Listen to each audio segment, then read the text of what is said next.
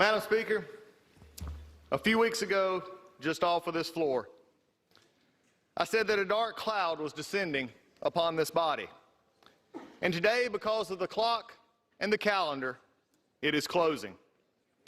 It is amazing to me what I just heard from the Majority Leader, that Mr. Schiff and Mr. Nadler presented a compelling case for impeachment.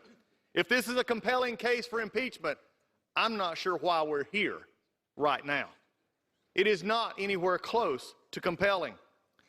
But you know what is interesting is what I have heard today. The Majority Leader just spoke and said that if the President was given every opportunity to come prove his innocence. I tell you what, Madam Speaker, let me have just a few minutes, stop the clock, and let me go around to the press corps and to everybody here, and I'm going to accuse you of something. You did it. You did it. You did it. You did it.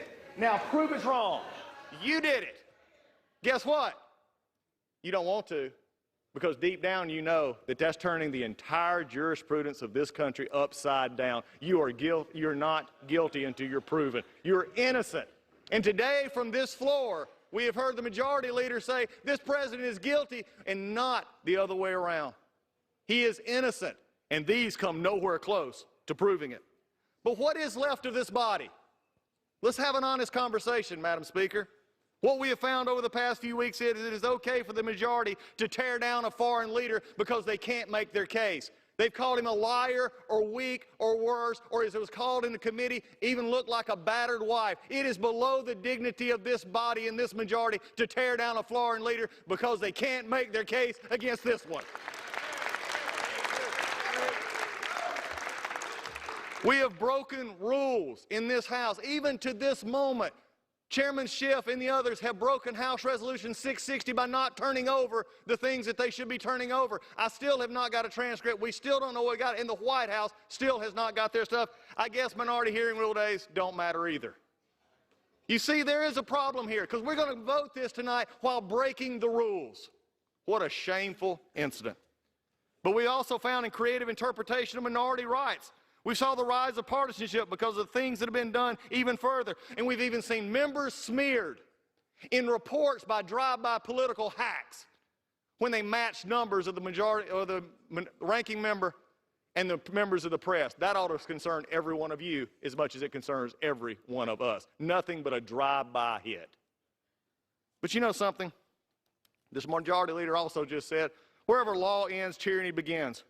But I will say this, in this House, wherever the rules are disregarded, chaos and mob rule actually begin, and the majority has taken that to a new level. It has been said today, where is bravery? I'll tell you where bravery is found and courage is found. It's found in this minority who has lived through the last year of nothing but rules being broken, people being put down, questions not being answered, and this majority say, be damned with anything else, we're going to impeach and do whatever we want to do. Why? Because we won an election. I guarantee you, one day you'll be back in the minority, and it ain't going to be that fun.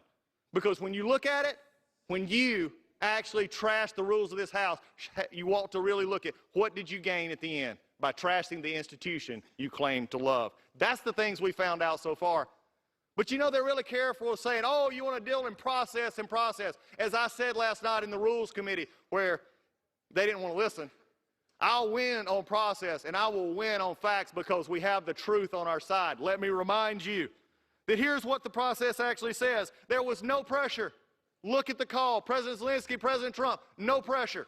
There was no conditionality. There was nothing done to get the aid, and the aid actually came. There were 5 meetings. But when you look at it right now, none of which matter, because right now the dark cloud is descending upon this House. And I am fearful, Madam Speaker. When I look out in that abyss, I don't know what I see, but I tell you what I do see. I see coming up a president who will put his head down even through this sham impeachment, and he will do his job. He will put the American people first. He will tell them that I care about you. He will still put the economy first, and he will make sure this country stands strong. That's what I see in this abyss. That's where we're going. And Madam Speaker, it is with that hope in the future that I recognize right now that I yield 1 minute to the Republican leader of this House, the Republican from California, Mr. McCarthy.